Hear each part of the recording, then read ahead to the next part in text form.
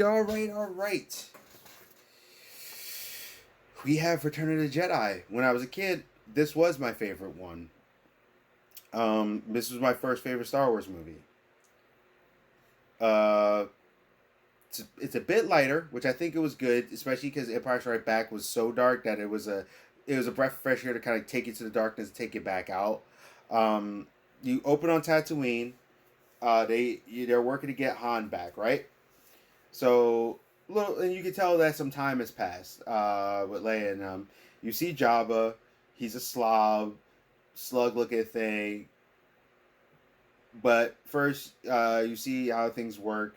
You see him before it works, like maybe just how the whole landscape is. And it didn't bother me. Like, I thought he looked like a really cool thing. I thought it was cool to see this slob, like, disgusting alien. And they had the thing on the other side.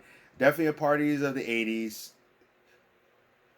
They changed the song in this one for the special edition. To me, both of the songs are kind of whatever. People are like, oh, this song's worse. I'm like, they both were kind of just, eh. I did like the actual extra characters. They added like this furry dude. I actually liked it. To me, it gave the scene more ambiance. I actually prefer the scene on the special edition. It gave it more ambiance. Where the other ones, it just felt there. This one felt a little bit more. I thought the other extra characters were kind of so. But that one dude that goes ooh tie. The other ones I guess it struck so much. That one I just really liked for some reason. As I'm watching this, I didn't notice this before. I must have forgot. There is a dance wardrobe whoops with the Twi'leks where things start to move and you start to see stuff. And I'm like, oh, Star Wars is covering this too? Wow. I did not notice that before. Or at least I don't remember it. And watched it. But, I watch movies more intently. I just happened to notice. I'm like, is that a nip slip thingamajiggy? Uh-oh. Kind of thing. So, yeah. Now, Han was still frozen. He was on the wall. And it was interesting because this bounty hunter just walks up and thaws him out. And it's like, wait, what's this bounty hunter doing? Boom. Enter Princess Leia in his house. It was like, victory. Nope. Slave Leia.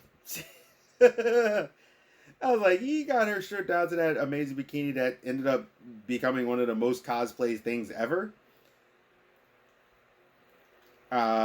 It was a really well-made outfit stuff. And I've seen YouTubers like there's Anna Akana, who I just adore for the most part. I seen her where she cosplayed as it, and it looked cool. Like it really fit. That's just the one I can think of that came to my mind. But now you see Luke. Now Luke is wise. He's a BA. He's a man like this time around, which is kind of interesting. He's not as impatient. He's not impatient. He's calm. He kind of reminds me of Yoda, but he also kind of reminds me like he went to the dark side a little bit, and he goes, "I must speak with Jabba." But kind of has that Obi-Wan kind of cloak and kind of sage thing going. Also, he does do a force choke. So to me, this is where they should have established him being great because he used both. The Rancor pit, I love that fight. Rancor is one of my favorite things. I actually have a Rancor toy somewhere. I'll have to find it. I actually had a Rancor toy. I got it at a thrift place. I remember an arm thing busted. My mom figured out a way to do the thing with a rubber band.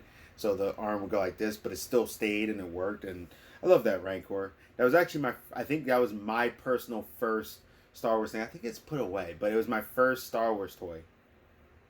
I didn't even know what it was at first until later when I saw the thing in Return of the Jedi. I like that it talks to Jabba, and Jabba's like, nope. And then Luke pulls for the... Oh. Alright, for some reason I was having technical difficulties. I apologize for that. Where was I? Oh, yeah. So, you got Luke, he pulls lightsaber, or, I'm sorry, he pulls the blaster, which was awesome. He shoots.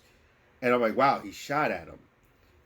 He tried to take out Jabba. And then start like pit, later. But it also shows where Luke's mindset was. Luke definitely had some dark in him for some of this stuff. I think people seem to forget that. Like Luke wholesale tried to kill people. which is a thing that we know is not always the best. Once again, this refers back to the whole Ray situation where some people complain about her shooting for lightning. Well, a light user is not supposed to use force choke. And now they're like, well, Jedi's use force lightning now. And I'm like, no.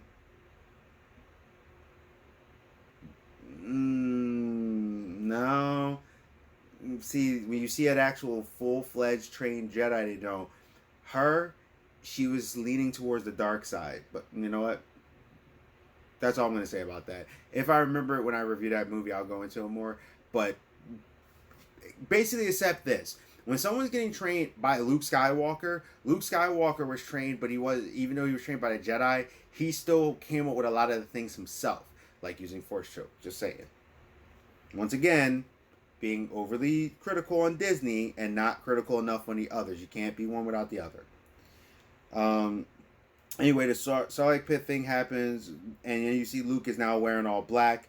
Oh, it was cool with each movie, as you see him start off with all white and tans and light colors, but as each one progresses, his clothes get darker. He's getting kind of darker.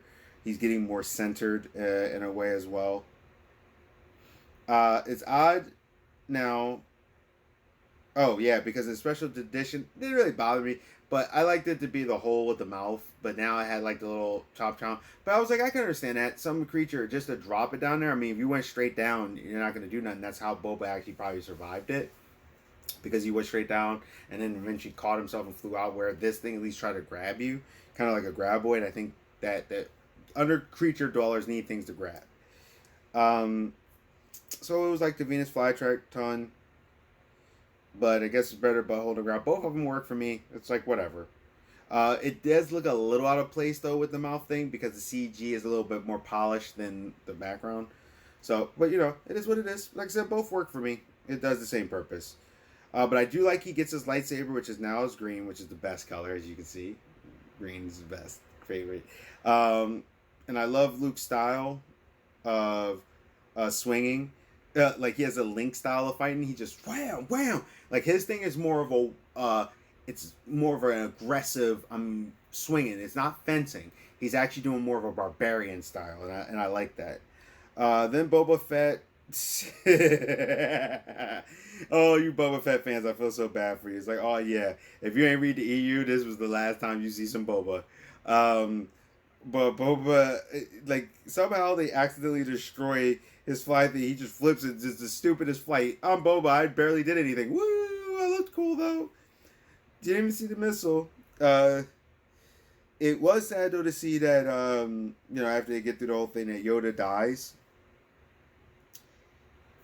But I did like to know that he's not alone. There's, like, another Skywalker. I thought that was, was there with, everything going on. And so Yoda dies, but he lets him know that he's not alone. So when Yoda's passing, he's like, there's another Skywalker.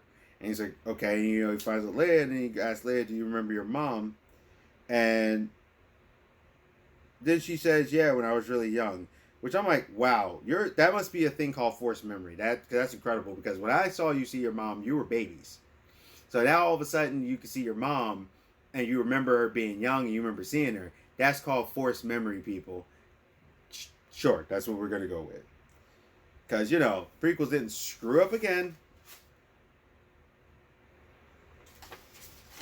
Now you're dealing with the Empire doing the rebuild, the broken Death Star. I guess 20 years, the tech improves. Now you can build it in about 5 or so, or much shorter time now from the 20 years. The Ewoks to Endor. Thought that was funny. And yes, they are a cash grab, but as a kid, I thought native caveman bearers with spears and rocks, yeah, they were cool. You can beat up a walking tank, sure.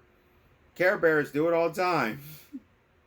That's how I was thinking as a kid. I was like, oh, okay, these bears do this. It was sad to see them. They're adorable, and you kind of like them, and they die. But he did them for toys and toy sales, which you do feel that in the movie a little bit. And I think that for some people that harms the movie, but this movie is much more approachable to children. Yeah, I know it was a marketing sales ploy, but in all honesty, It was smart though because it was geared where Empire was more adultish. This was more towards kids, and kids got it because I remember being a kid. I was like, oh man, it makes me sad. So this one I think is another one that's very accessible. That's just my personal opinion. Um, but I did like whatever said the best troops were on the moon. Shows not only you can't these guys can't shoot, but even the best troops suck because they got taken out by a bunch of teddy bears. They do reference later that stormtrooper armor does suck, as well. I think in Force Awakens. So you got that. Uh, so there's some truth in it, whatever. It felt like it was like kind of like Nazis versus Native Americans kind of thing. Um, or Vietnam kind of style, whatever. Somewhere the people were lower tech, but they had more of the advantage because of the land. And I did like the speeder bike scene. That was amazing. Luke wants to save his dad. I thought that was an interesting take. That Luke was like, no, I've sensed good in him. I can save him. Versus Obi-Wan, who never could because all Obi-Wan ever wanted to do whenever you saw him was to take him out. The Emperor takes me down, and you'll be on the dark side. I thought that was cool. The Emperor was messing with Luke, like, yeah, take me down. You'll be on the dark side. It'll be complete. Because Luke was kind of getting darker, and you did see Luke starting to kind of shift into a more darker place. And Luke was about to take him out, which this ain't the farm boy Luke anymore. Luke was about to take him down and take his head off. Basically, like, I could save it, but Vader came in time to block it, and the Emperor's just smiling. It was definitely a layered fight this time. It was blades and words, and I thought that was cool. The Emperor tempting him the whole time, trying to do what he did to Anakin.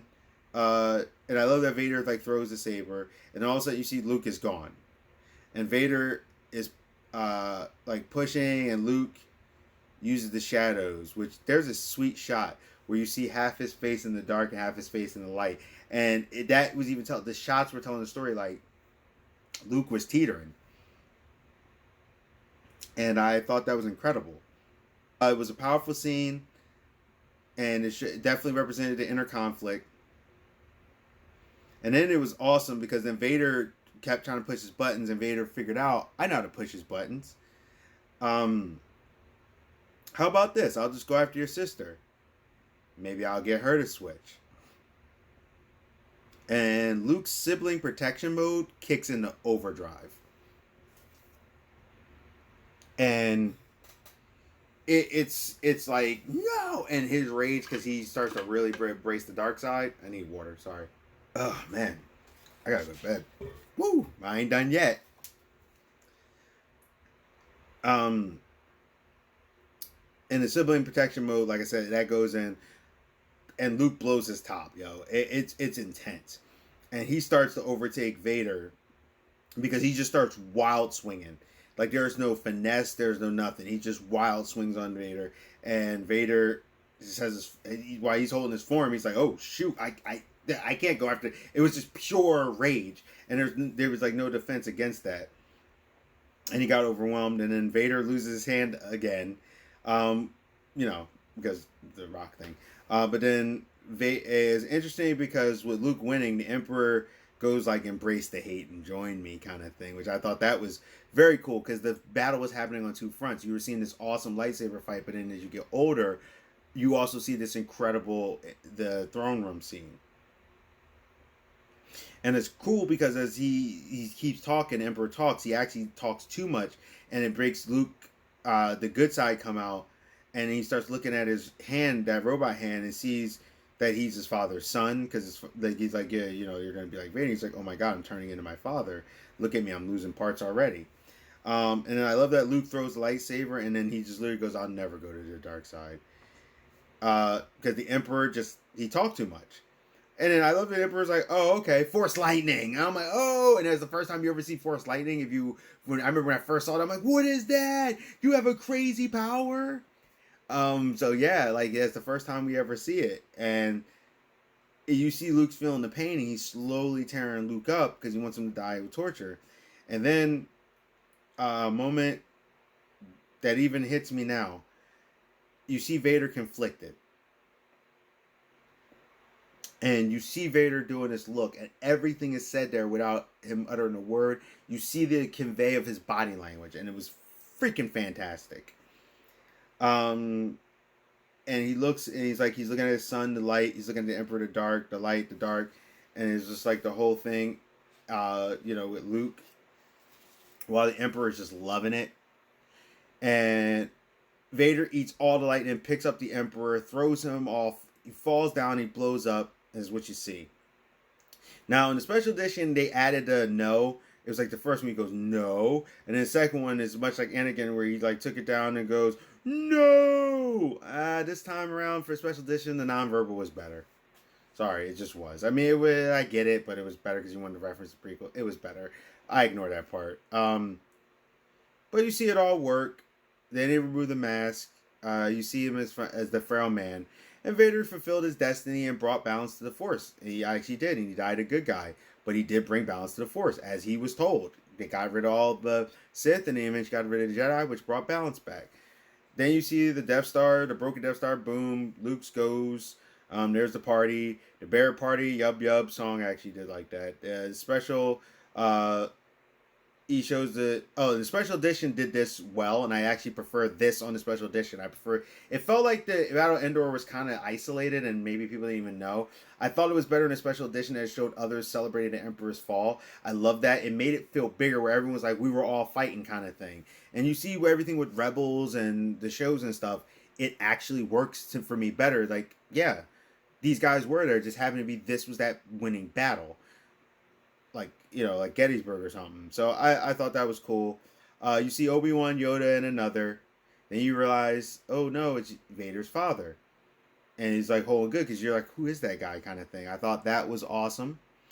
They put Hayden in there, and I guess that's when, well, it looked like Luke was saying that's when he was last a good guy.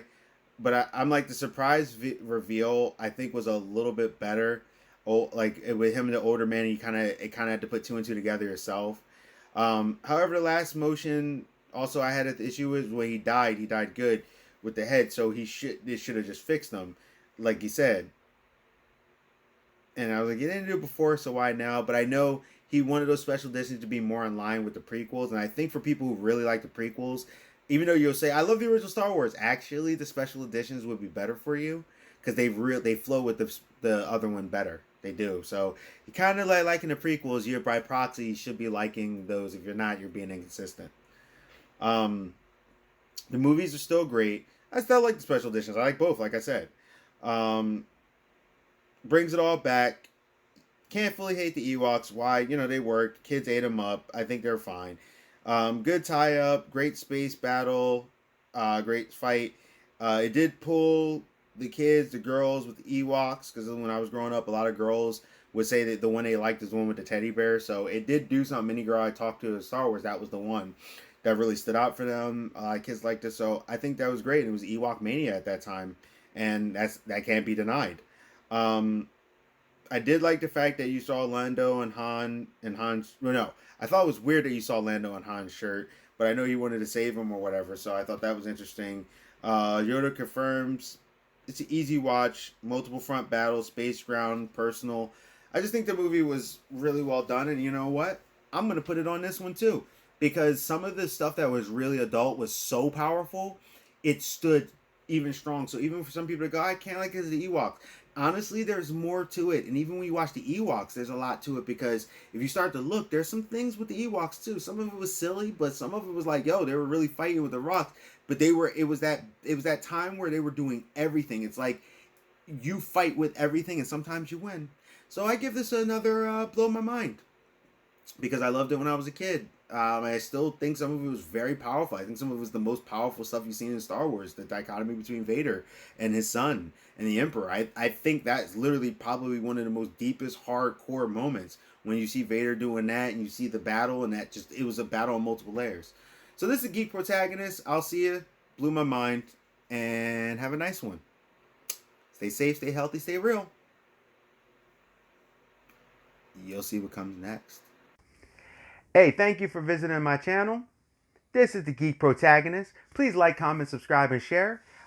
Please, it'll really help me out in the channel if you actually share these videos. If you like what I'm doing, please hit that bell notification. Hit it, click. This way you won't miss any of my videos. Also, there's a thing on there that says personal and all. Hit the all. This way you'll get them every time for the notifications. I'm trying to, grow, trying to do commentary about what's going on. And I want to thank you again. Stay safe, stay healthy, stay real. This is the Geek Protagonist. I'm out, and I'll see you.